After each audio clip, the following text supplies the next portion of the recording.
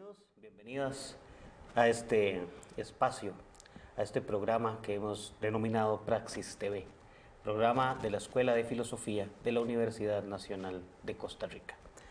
Hoy nos encontramos en ya este espacio acostumbrado, una vez al mes, Praxis TV, una extensión crítica, coproducción entre la Escuela de Filosofía y la Vicerrectoría de Extensión de nuestra universidad.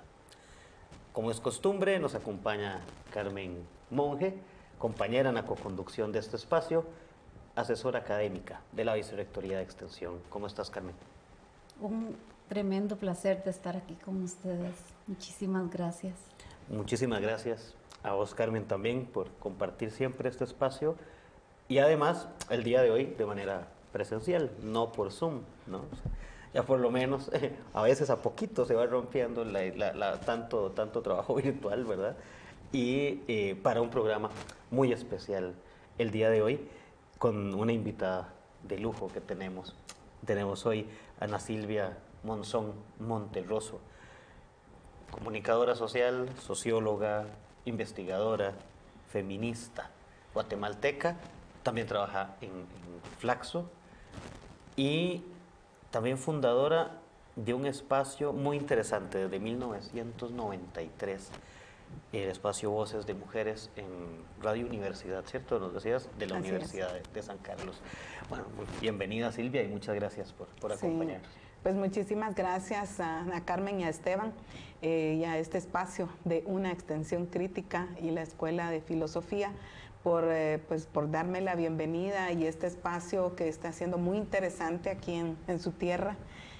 También es de las actividades primeras que voy asumiendo presencialmente, ¿verdad? Después de la pandemia que nos dejó pues demasiadas lecciones en la vida y también nos encerró durante bastante tiempo, así que es una enorme alegría poder compartir este espacio. Bueno, bienvenida a este espacio, bienvenida a la universidad y muchísimas gracias de nuevo por aceptar conversar con nosotros, con nosotras hoy en este espacio. Carmen, si empezamos con vos para conversar un poco con Silvia sobre toda esa experiencia grande en comunicación, en trabajo con comunidades, etcétera, ¿no? Que creo que es un programa que hoy va a estar muy lleno de cosas. Bueno, definitivamente una bienvenida especial a Silvia. Gracias por ser parte de este espacio. Silvia, cuando nosotros nos acercamos a tu biografía, es impresionante como mujer, debo decir que nos llena de muchísimo orgullo. Encontramos toda esa conexión, niñez, migración, mujer, etnia, toda una estructura muy a fondo, muy profunda, que conecta precisamente toda esta función de extensión universitaria desde las lecturas que todos anheláramos tener en nuestras universidades públicas centroamericanas, latinoamericanas. Yo comenzaría que nos cuentes cómo nace, cómo te conectas con los pueblos, cómo empieza ese Voces de Mujeres, pero especialmente cómo comienza ese volar de Silvia en torno a feminismos y a toda esa, ¿qué podríamos decir? Ese renacer de ese espíritu a partir de las voces de mujeres. Sí, muchas gracias. Bueno, yo nací en Guatemala y creo que como muchas generaciones, ¿verdad? Nacimos durante regímenes militares, una sociedad muy silenciada, como tantas otras familias, ¿verdad? Me tocó vivir el abandono, iba a decir separación, pero no, es el abandono de los padres, ¿verdad? De los padres varones, y tener una madre muy valiente que tomó la decisión de emigrar a Estados Unidos en los años 70, precisamente pues para darnos una posibilidad de estudiar. Para ella eso era muy importante. Y entonces siempre cuando decidí estudiar sociología, que no era mi primera opción, yo realmente quería estudiar arquitectura, pero estudiar arquitectura implica mucha inversión y yo tenía que trabajar para poder estudiar. Entonces Cuando empecé a estudiar sociología también, y eso lo hemos estado viendo en nuestro espacio aquí en el curso que estamos impartiendo en la Facultad de Ciencias Sociales, el contexto era muy difícil, ¿verdad? En los años 80, y creo que todo eso fue como nutriendo pues yo, no solo la mía, ¿verdad? Sino la visión de mi generación con relación a las ciencias sociales, a qué es lo que pasaba en la realidad. Y personalmente siempre me interesó qué pasaba con las mujeres, porque yo veía que las mujeres de mi entorno, mi abuela, mi mamá, mis tías, trabajaban mucho. Y yo decía, ¿por qué tienen que trabajar tanto las mujeres? Esa fue como la pregunta que me fue como acercando al feminismo. Y cuando yo me acerco al feminismo, lo hago como desde más bien desde esa vivencia personal, ¿verdad? Y en Guatemala en ese momento no había estudios de género, no se estaba hablando de eso, no había profesoras, de hecho yo solo tuve una profesora en toda la carrera, la mayoría eran hombres, y entonces estoy muy vinculada, de hecho, a Costa Rica, porque aquí surgió el subprograma de Estudios de la Mujer del Consejo Superior de Universidades Centroamericanas a finales de los 80. Y desde ese subprograma crearon una serie de estrategias, y una de estas fue hacer cursos regionales, ya con una perspectiva feminista, y luego crearon un programa de becas. Yo gané una de esas becas, con eso hice mi tesis, y entonces ya ahí me encontré como con las claves que yo estaba buscando, ¿no? Entonces yo decidí llevar siempre mi pregunta, y mi primer trabajo de tesis fue sobre las obreras de la maquila, ¿no? Porque en ese momento estaba como en auge las maquilas, que en Guatemala básicamente fueron de textiles, ¿verdad? De confección, a diferencia de Costa Rica, que aquí ha habido maquilas, pero son de otro tipo, y tiene que ver con los niveles educativos, ¿verdad? En Guatemala el nivel educativo promedio sigue siendo uno de los más bajos de la región.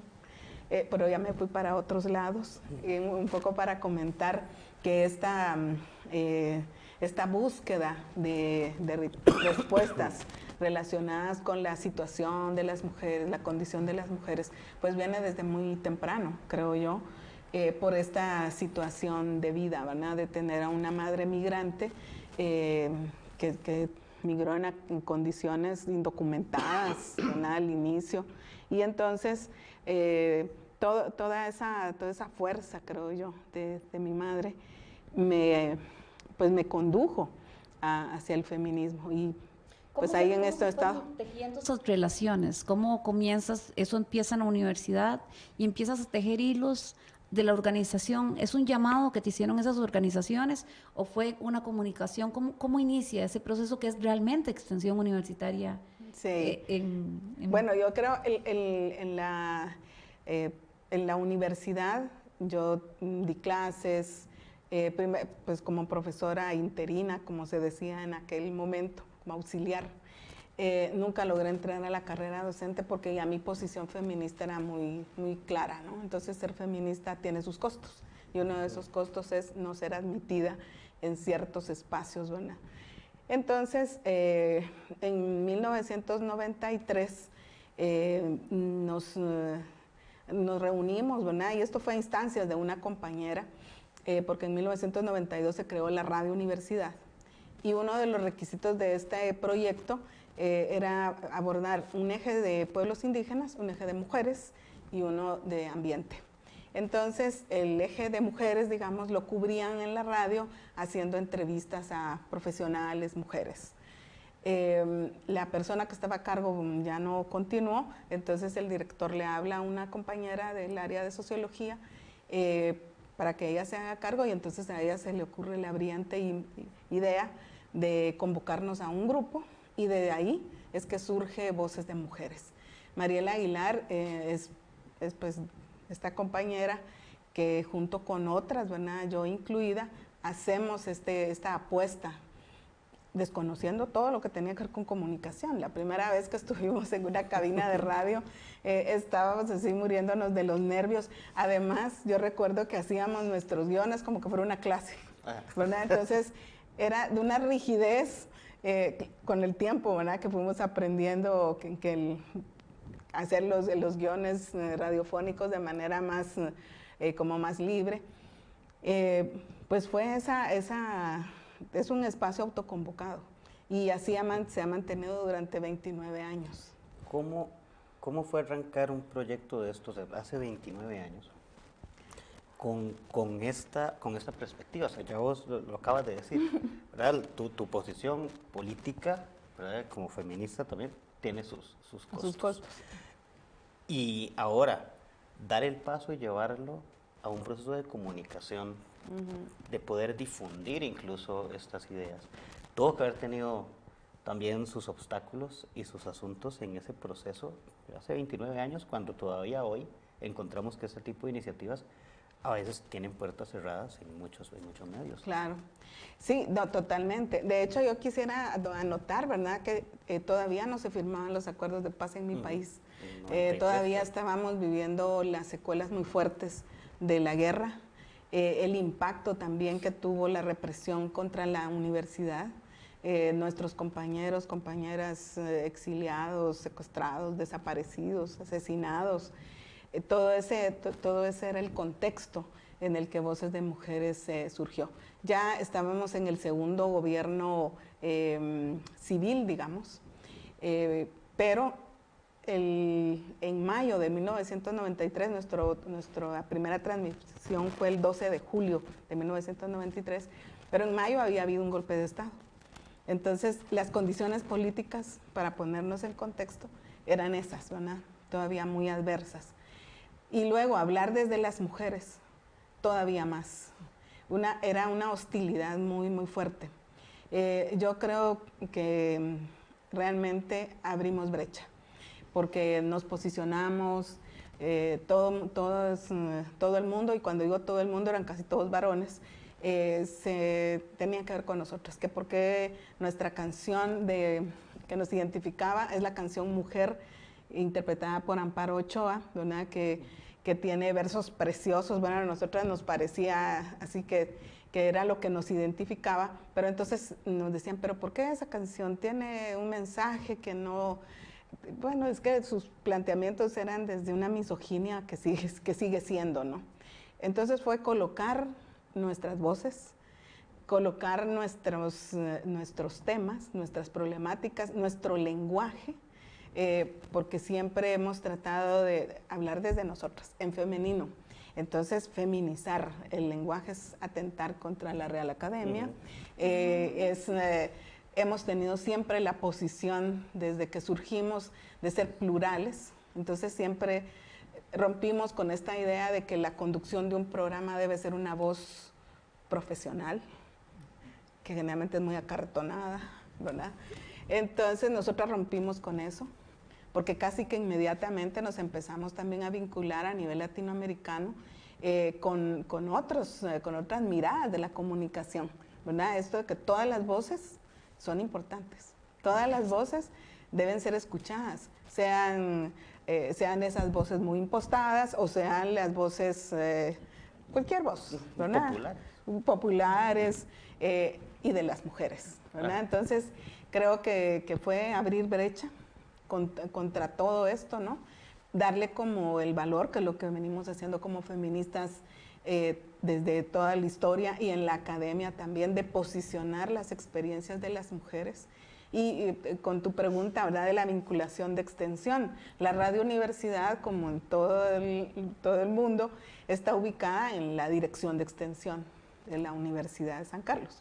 Entonces, nosotras nos colocan como extensión, pero nosotras somos casi todas, hemos hecho investigación y también formación, así que vinculamos los tres grandes ejes de la universidad, ¿verdad? Docencia, investigación y extensión. Me surge...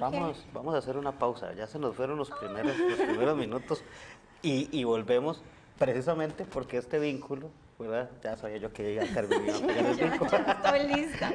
Ya vamos para entrarle a esta parte. Vamos a hacer una breve pausa y ya regresamos. Ya volvemos a Praxis TV, una extensión crítica.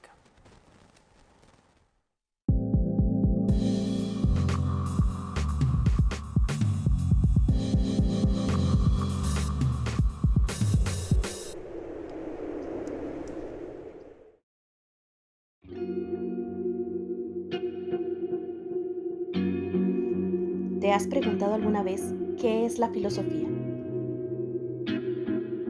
Bueno, la filosofía es la búsqueda del conocimiento de todas las cosas, del mundo, de la naturaleza, del ser humano. Es ir en búsqueda de la verdad. La filosofía se compone de distintas áreas que de manera crítica intentan analizar las relaciones entre los seres humanos, las relaciones con otras criaturas, la forma como conocemos y cómo razonamos sobre el mundo. En filosofía, el área de la lógica estudia los métodos correctos de la argumentación y el razonamiento, lo cual puede sernos muy útil para analizar discursos e ideas, como las que encontramos en la web y en las redes sociales. También la lógica se dedica al estudio de la deducción, lo cual la relaciona estrechamente con campos como la informática y la inteligencia artificial, y nos permite acercarnos a ramas del conocimiento aparentemente distantes de la filosofía, como el caso de las matemáticas.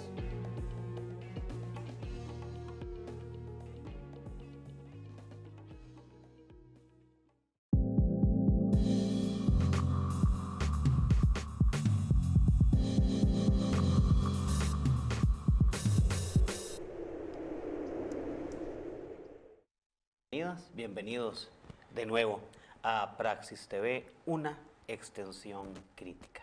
Continuamos en compañía de Carmen Monge y Ana Silvia Monzón para conversar sobre este tema que hemos denominado, ¿verdad?, la universidad pública en clave feminista desde las voces de mujeres centroamericanas. Carmen, te interrumpí terminando el bloque anterior, ¿verdad? Entonces volvamos ahí para seguir conversando. Bueno, me surgen muchísimas dudas, curiosidad. ¿Cómo, cuando hablamos de extensión universitaria, bueno, estamos hablando de injusticias epistémicas, en donde un conocimiento se cree superior al otro, ¿no? Y de alguna manera lo margina. Pero cuando te escuchamos, se ve como ese despertar desde afuera hacia adentro, ¿no? Sobre esas mujeres y sobre cómo esas mujeres asumen ese protagonismo de decidir también qué quieren comunicar. Yo quisiera como entrar en un poco en ese diálogo de la doble hermenéutica, ¿no? De la praxis, cómo se da el ponerse de acuerdo la academia con mujeres para hablar sobre temas que son importantes para ella. Lo otro es ¿quiénes escuchan? ¿Quiénes eran las voces? Digamos, esas voces ya estaban puestas en la radio, pero ¿cómo fueron ganando terreno? ¿Quiénes empezaron a escuchar? Y si eso se conectó con la academia. Bueno, yo creo que la academia surge patriarcal y en nuestro caso colonial, racista, excluyente. Y la comunicación igual, ¿verdad? Ya decía cómo en la radio, ¿verdad?, está ese modelo de la voz que debe ser una voz educada, y bueno, que está bien, tiene su sentido, pero nosotras rompimos con esa idea, porque ninguna de nosotras estudiaba comunicación, pero hemos estado ya 29 años al aire. Y estar 29 años al aire significa que tenemos oídos que nos ponen atención, porque si no, la comunicación es de dos vías y se siente cuando no tienes la retroalimentación. Entonces creo que uno era nuestro posicionamiento, el de nosotras, el grupo que inició, que veníamos de estar descubriendo el feminismo, de nuestras lecturas, de nuestras experiencias de vida, todas mujeres muy comprometidas con la justicia social. Entonces todo eso hace que, digo yo, las personas sientan esa autenticidad de nuestro mensaje. Y bueno, pues siempre nos ha tocado estar contracorriente. Claro, esa academia o la jerarquía académica nunca va a estar de acuerdo con nosotras. De hecho, han intentado sacarnos y no pudieron. Lo hizo la pandemia, porque cuando la pandemia llegó, ya no hubo programas en vivo, como todos los espacios en las universidades se cerraron. Entonces nosotras, creo que no habían pasado 2 o 3 semanas y dijimos, confinadas pero no calladas. Y entonces tomamos la decisión de acudir al Facebook Live, que era lo que nos daba la posibilidad, ¿verdad? Y desde entonces estamos transmitiendo por Facebook Live. Ya no a través de la radio, lamentablemente, porque si bien no nos han dicho que ya no somos bienvenidas, tampoco nos están facilitando las cosas. Pero en nuestros orígenes, digamos, cuando íbamos a cumplir 10 años, intentaron quitarnos uno de los días, ¿verdad? Nosotros empezamos transmitiendo media hora, 3 días a la semana, después durante 5 años transmitimos 5 días a la semana.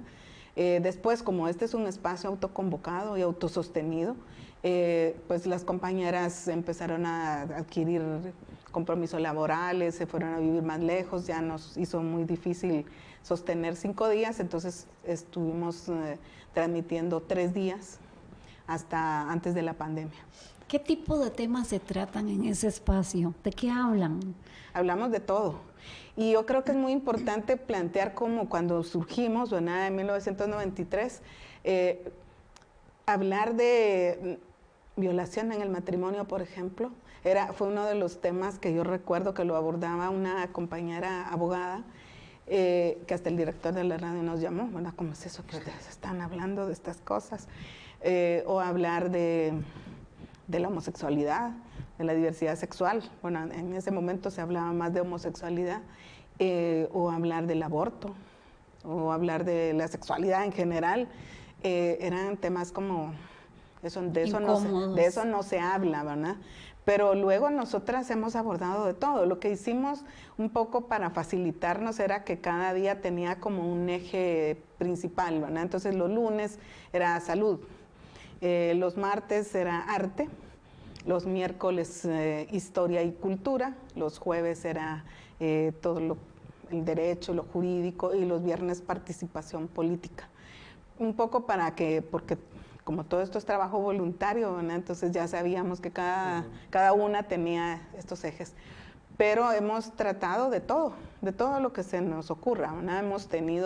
Tuvimos durante un buen tiempo un segmento sobre deportes, porque había una compañera nicaragüense que era amiga de otras amigas, y entonces a ella era una cuestión impresionante. Ella se sabía todo de los deportes y la participación de las mujeres en tenis, en fútbol, en todo. Yo no sé cómo le hacía, pero entonces con ella hacíamos ese segmento porque vivía lejos, entonces no podía ir con mucha frecuencia, así que tuvimos nuestro segmento de deportes o de literatura y de arte muchísimo, ¿verdad? Siempre hemos vinculado el arte,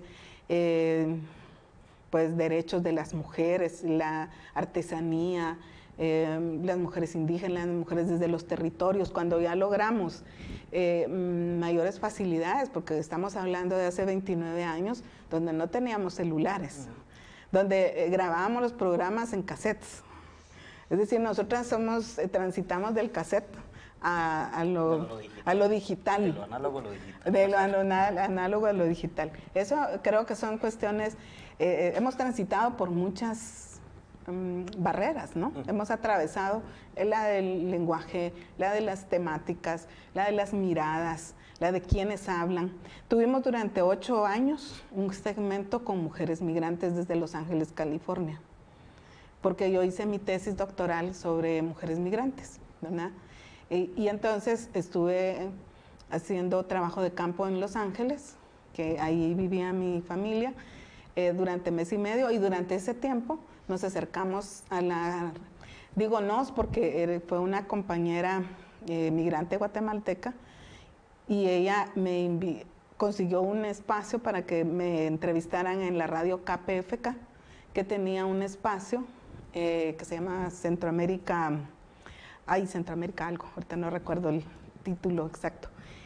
Y entonces estos compañeros, era un salvadoreño y un guatemalteco, nos plantearon, bueno, les podemos dar media hora al mes, y entonces ahí surgió Mujeres Abriendo Caminos.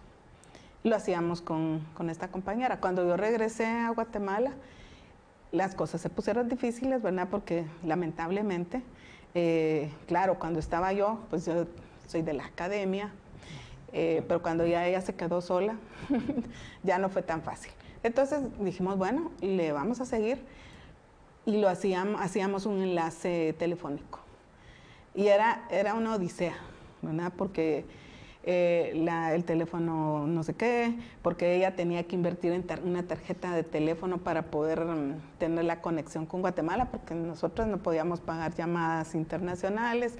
En la radio, por supuesto, eso no lo facilitaban, pero aún así mantuvimos 8 años ese espacio. Entonces, Mujeres Abriendo Caminos conectó voces de muchas mujeres migrantes que no pueden volver a Guatemala porque están indocumentadas. Y entonces era algo pues impresionante, ¿verdad? Porque yo creo que la conexión humana, que finalmente es la comunicación, se ha logrado a través de estas. Y eso, digamos, sobre todo en el caso de los días miércoles que yo generalmente conduzco, pero también todas mis compañeras de los lunes, de los viernes, de los jueves y martes, cada una tiene experiencias que lleva a la radio, ¿verdad? Muchas están conectadas con organizaciones en los territorios diversos que nunca habían tenido acceso, y claro, también vivimos como esa explosión de una comunicación ciudadana, ¿verdad? Donde ahora pues tienes un celular y tú te puedes conectar desde la aldea más remota, y eso nos complace muchísimo ver que ahora hay redes de mujeres indígenas comunicadoras que lo hacen en sus propios idiomas, y eso, pues todo eso lo vivimos nosotras también, ¿verdad? Tuvimos esa gran oportunidad. Ana Silvia, seguro va a sonar muy acartonado, pero es parte de desafiarnos. Cuando hablan mujeres, estamos hablando de que no están desde la ciencia, podríamos decir, ¿verdad? Son mujeres que de alguna forma de los territorios rurales, indígenas y demás. ¿Cómo establecen ese diálogo? Porque es algo de lo que generalmente se le señala a la extensión universitaria. Se dice que es activismo, que es asistencialismo, que no se hablan cosas basadas en la teoría, que no tiene sustento teórico, epistemológico, ya entra incluso lo ontológico, ¿no? ¿Qué nos cuenta sobre eso? Porque me imagino que tuvieron, pues, ponerse a estudiar todos los participantes, ¿no? Porque de alguna manera también había que recurrir un poco a informarse, a tener no solamente, o se trabaja desde visiones, desde el ser y hacer, diría Amartya Sen, ¿no? Desde los sentires. Bueno, ¿Cómo sí. surgió? ¿Cómo se da? Porque es que nos llama muchísimo la atención. Bueno, yo creo que lo que sucede, ¿verdad? Es que las conductoras, casi todas, pues somos académicas, ¿verdad? O somos universitarias. No estamos vinculadas de manera remunerada a la universidad. Y eso nos da la gran ventaja de la libertad de expresión. No respondemos a nadie. Entonces, ese pequeño espacio de libertad nos permite entonces establecer esos vínculos y darle autoridad a las voces de otras, darnos nosotras autoridad y darle voz, y no darle voz, darle autoridad, ¿verdad? Que la tienen por sí mismas, ¿verdad? Nosotras nada más lo que hacemos es facilitar el espacio para que la artesana que ha hecho barro toda su vida y que tal vez nunca fue a la escuela, pero tiene una experiencia que contar. Y si Voces de Mujeres es ese espacio, entonces ahí podemos darle ese apoyo y esa validez, porque además nosotras cuestionamos la academia. Somos académicas, pero cuestionamos profundamente la academia porque es una academia jerárquica misógina, racista y clasista. Entonces, yo creo que las universidades, sobre todo las universidades públicas, tienen la enorme obligación de revisar sobre qué bases estamos funcionando. Ya esa academia positivista no tiene lugar en el siglo XXI, precisamente por esa injusticia epistémica. Creo que es una reivindicación tomar la palabra, es una reivindicación hacerlo como mujeres, hacerlo como feministas y entonces tener esa posibilidad, ¿verdad? Entonces, pues la verdad nunca nos hemos como puesto a pensar, y creo que a veces hay que pensar menos y hacer más, porque si nos ponemos a pensar es que tenemos que citar a no sé cuántos teóricos cada vez que hablamos, no hacemos comunicación, ¿verdad? Porque yo recuerdo eso, que yo guardo mis primeros guiones, eran una Biblia, eran 15, 20 páginas, porque era... En APA. Sí, con que normas cambia todos los años, entonces era esta cuestión, porque nosotras mismas éramos inseguras, ¿no? Teníamos esa cuestión todo el tiempo de qué van a decir, que sí, que esta es la universidad. Claro, somos muy responsables en que cuando damos datos o afirmamos algo, lo hacemos sobre la base de nuestra formación y nuestra experiencia. Ya a estas alturas tenemos esa autoridad. Pero en los inicios había esas inseguridades y por eso todo lo anotábamos. Pero creo que también tuvimos que ir aprendiendo que la comunicación en los medios es una comunicación humana y que muchos de los problemas que tenemos son las fallas de la comunicación, el racismo, porque no reconocemos de hecho al otro, la otra. Y entonces eso mismo llevamos a nuestro proyecto que tuvimos durante 2 años, que se llama Mujeres Convocando, que se transmitía por el canal TV Maya, que fue una experiencia también impresionante, porque creo que ha sido el único programa feminista en televisión, que se asume feminista y así se coloca y así se proyecta. Vamos a hacer una segunda pausa y hay que hablar también, de esta importancia de la comunicación hacia la extensión y la difusión, ¿verdad? La posibilidad de conectar tanto que puede dar la comunicación y que curiosamente a veces se comete el error de no darle tanta importancia. Claro. Ya regresamos a Praxis TV, una extensión crítica.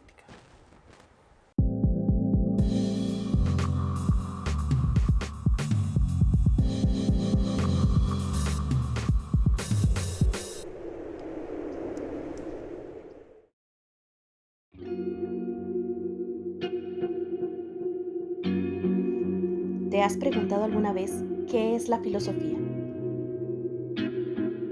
Bueno, la filosofía es la búsqueda del conocimiento de todas las cosas. Del mundo, de la naturaleza, del ser humano. Es ir en búsqueda de la verdad. La filosofía se compone de distintas áreas que de manera crítica intentan analizar las relaciones entre los seres humanos, las relaciones con otras criaturas, la forma como conocemos y cómo razonamos sobre el mundo. ¿Por qué filosofía? En mi caso, yo ya había cursado una carrera en economía y una en estadística, trabajo en investigación y me di cuenta que realmente me es súper necesario desarrollar este pensamiento crítico objetivo que siento que es posible desarrollarlo dentro de la carrera de filosofía. La filosofía me abre una puerta constante en la búsqueda del conocimiento. Me ayuda a criticar, a debatir, dialogar y argumentar. También me ayuda a ser no solo una mera espectadora del mundo, sino un ser activo, para poder descongelar los pensamientos, buscar los vacíos y luego llevar todo a la práctica.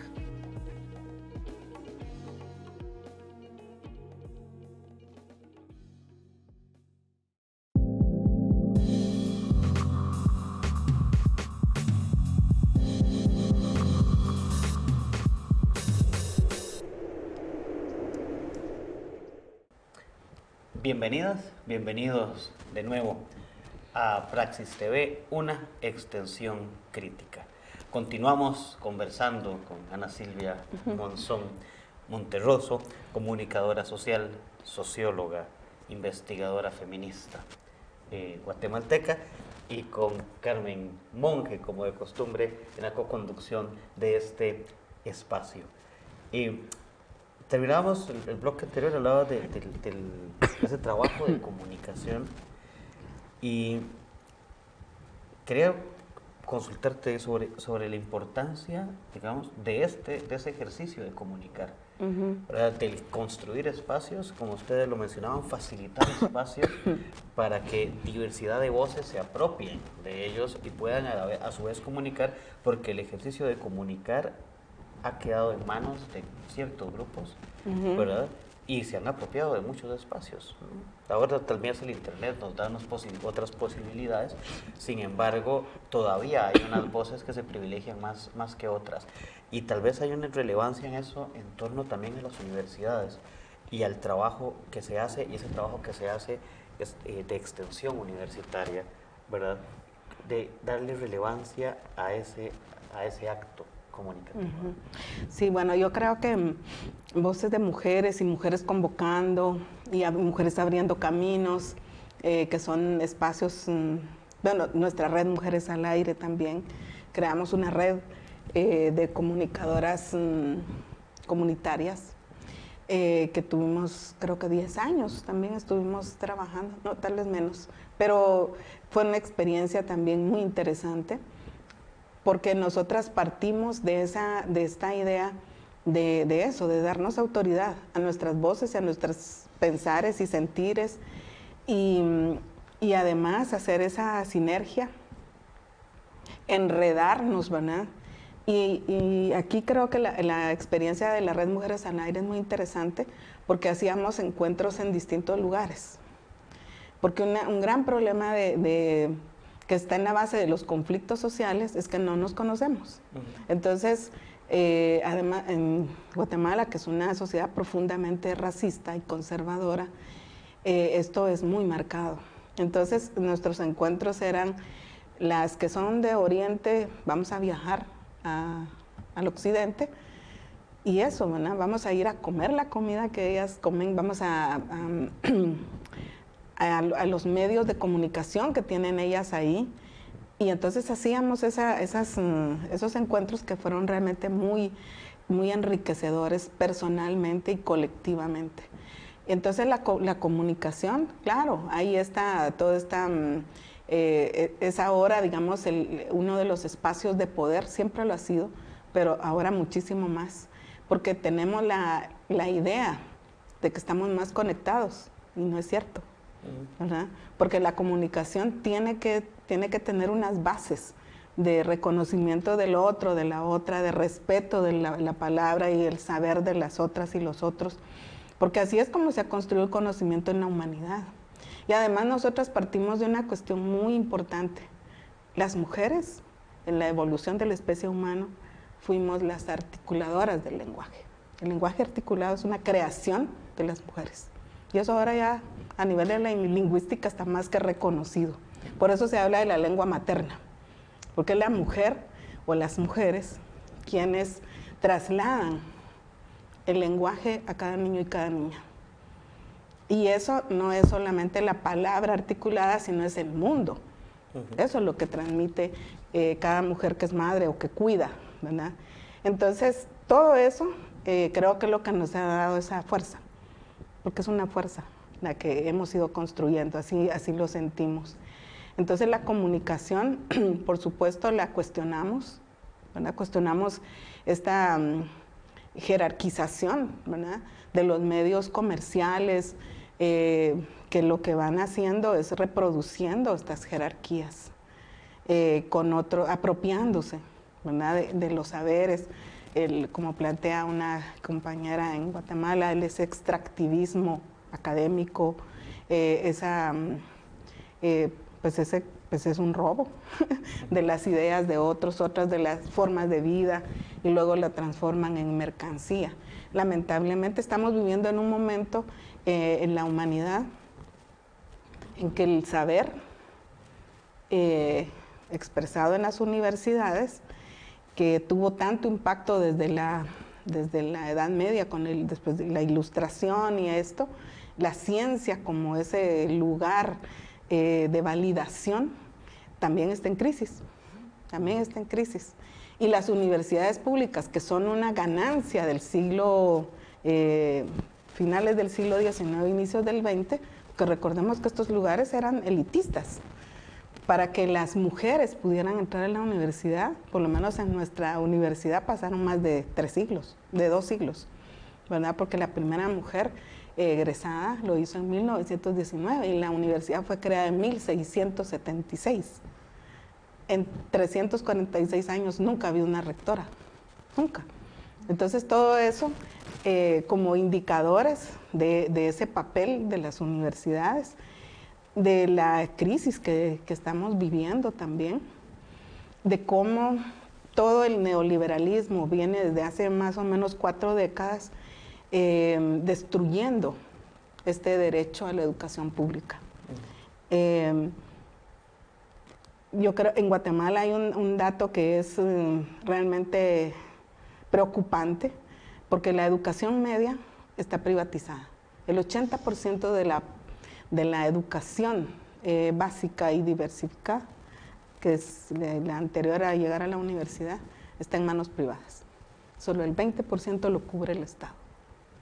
Entonces, la universidad pública, que es un espacio que ha permitido que muchísimas personas, mujeres y hombres, tengan esa posibilidad, no solo de una mejora en su vida, sino del derecho humano a la educación, pues la vayan perdiendo. Y nuestras universidades públicas están bajo acecho.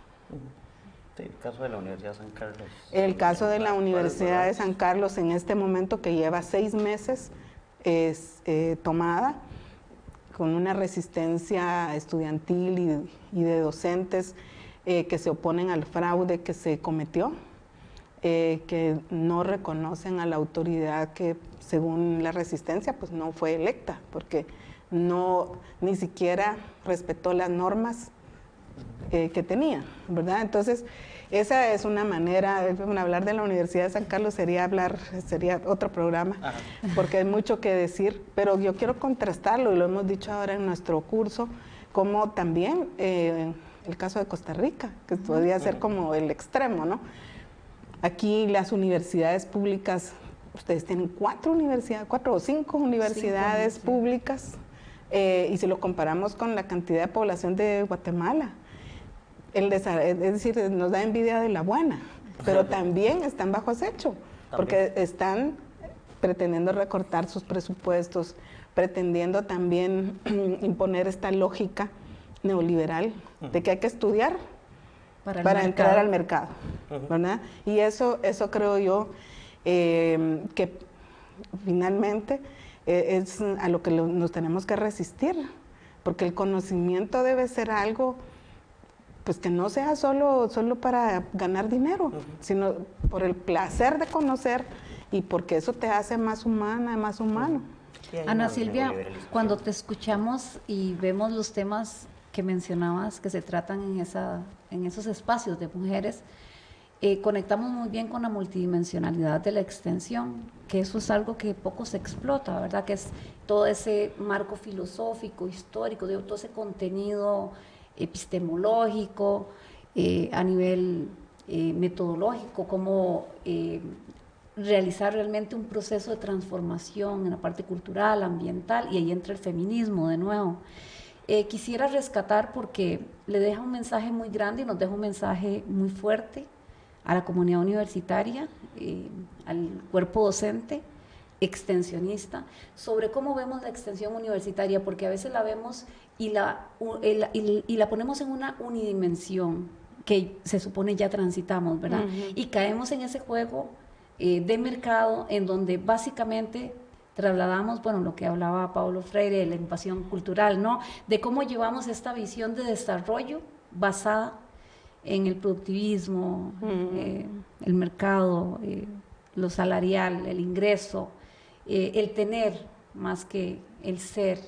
Entonces, Hablabas incluso al inicio de unas claves feministas que tienes por ahí. Entonces, yo quiero volver porque realmente creo que la respuesta está en Voces de Mujeres. Entonces, ¿cómo ves una universidad que se centre en la vida, que se centre no en el mercado exclusivamente? Desde bueno, esas voces. yo creo que cuando Voces de Mujeres ha sido parte de la Comisión Universitaria de la Mujer, y desde ahí se luchó mucho para crear un Instituto Universitario de la Mujer y una política de equidad de género.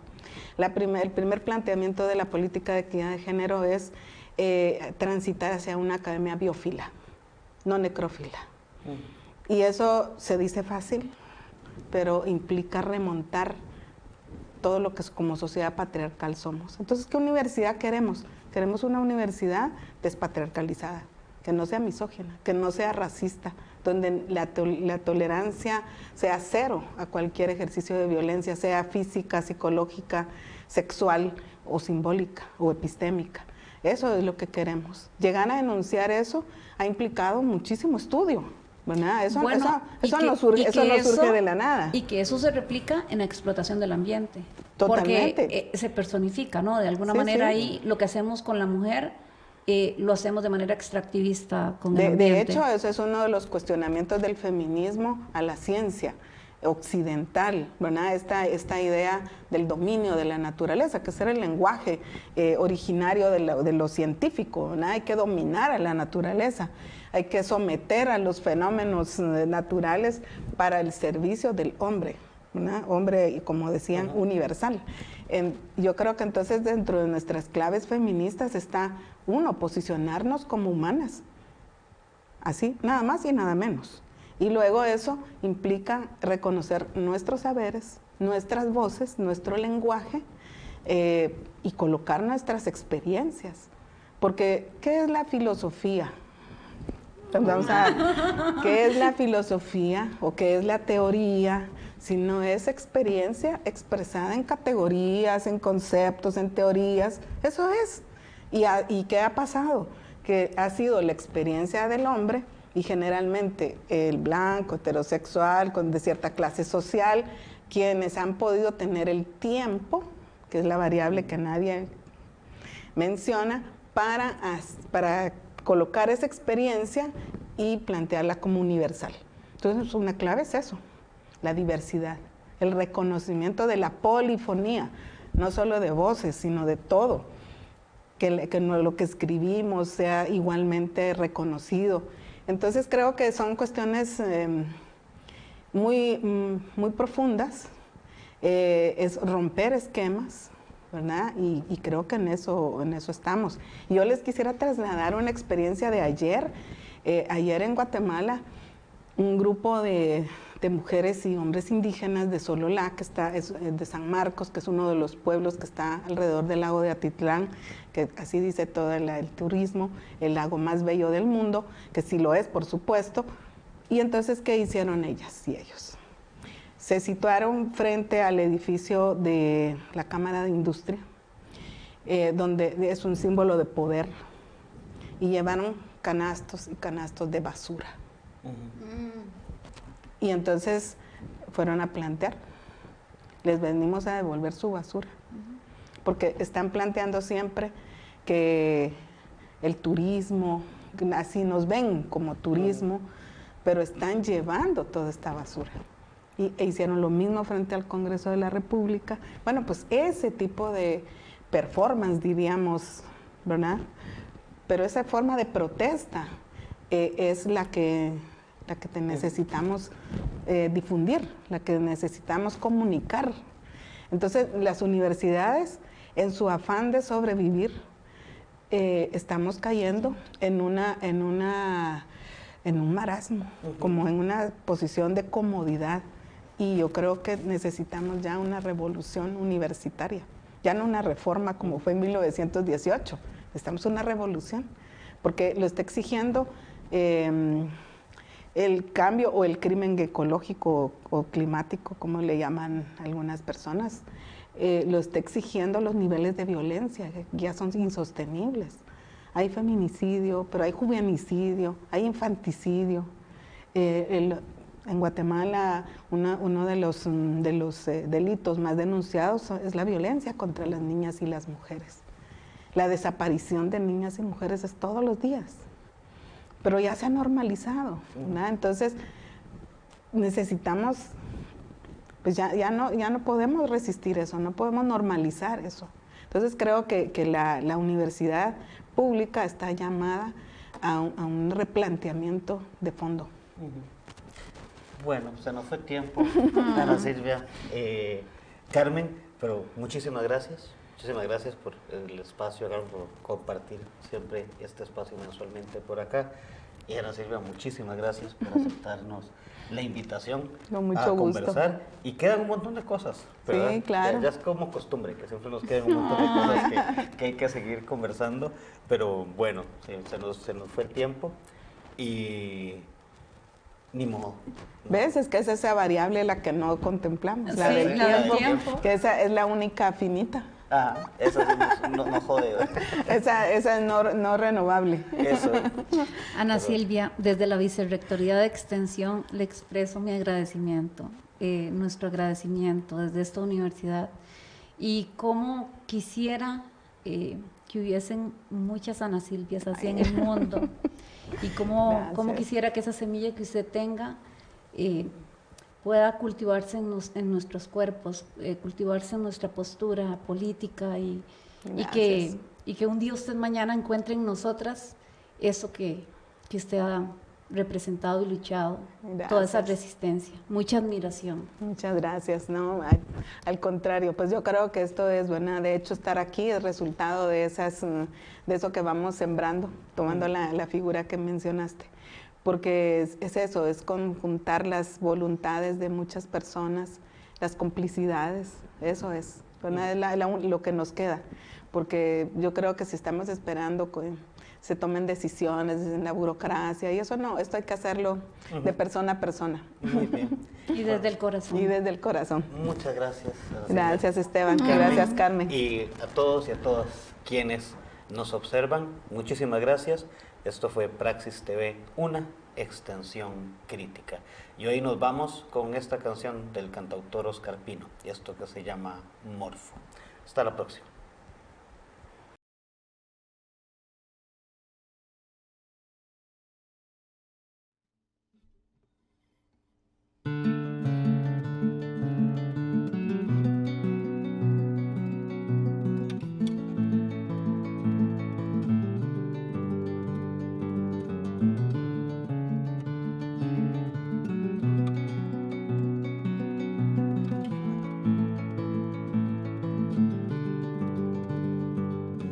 Niña grande, niña suelta, mariposa libertaria que se fuga a cada instante, que se marcha y da la vuelta.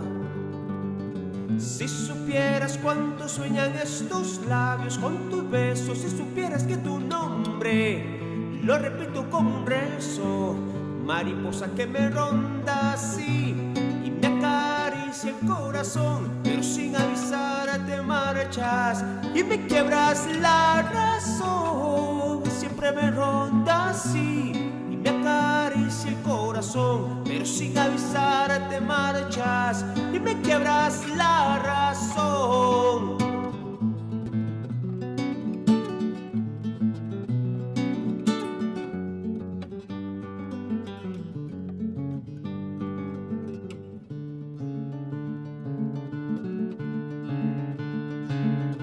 Mariposa, solo quiero que me lleves en tu vuelo, que me abraces con tus alas y morirme entre tus besos. Si supieras cuánto sueñan estos labios con tus besos, si supieras que tu nombre lo repito como un rezo, mariposa que me ronda así y me acaricia el corazón, pero sin avisar te marchas y me quiebras la razón. Siempre me ronda así y me acaricia el corazón, pero sin avisar te marchas y me quiebras la razón.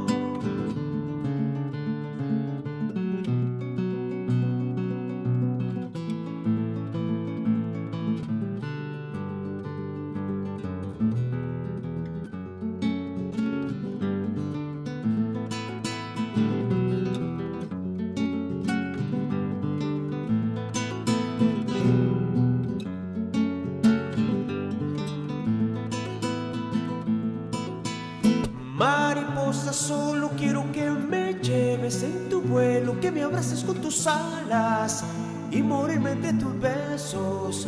Mariposa que me ronda así y me acaricia el corazón, pero sin avisar te marchas y me quiebras la razón. Siempre me ronda así y me acaricia el corazón, pero sin avisar te marchas y me quiebras la razón.